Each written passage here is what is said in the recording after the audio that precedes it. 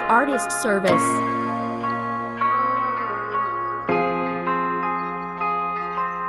Or your music on a beat. Music day hana kana ni to Lamsy. Music di ta ay chana ina day han to Marcy.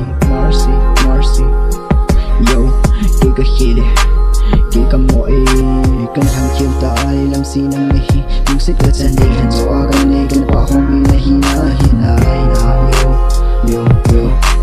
Nang kana day han so si in Marcy kana ka sa iyo. Or your music on a beat. Siki ding lamkin ana hilan kailaw Marcy ka-uploading. Siki ding lamkin ana mulan lungsit ka na dyan loading. Or your music on a beat. Anay LC Kung ibang senti Tumsin ko ilmang komedyo Kitin kaliyan ko kinyo Yo Pusin ka na may luksain na nung naman holin na sisunutin ang kalholin Tip-chat sunin Tim-timin tiyong kitunin Nalong gilalong sit ka Cang talong ka kihat pa niyo Kipalam zaza siya sit patuwa Nang your music on a beat. Naringay damin Yung sit Marcy Hampat na kacanti na di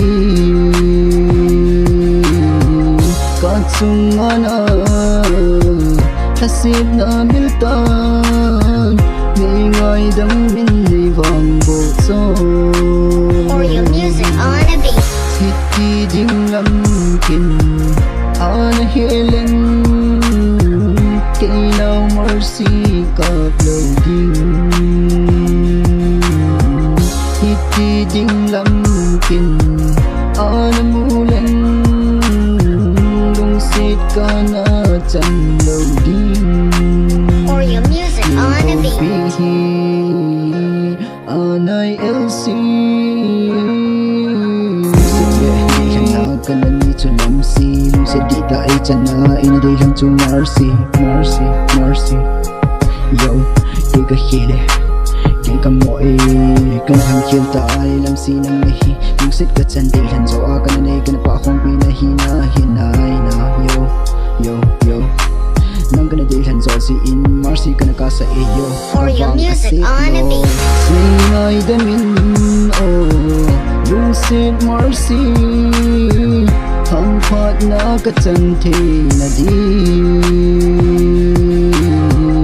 Katsunga na hasib na biltan Maingay damin ibang bukso.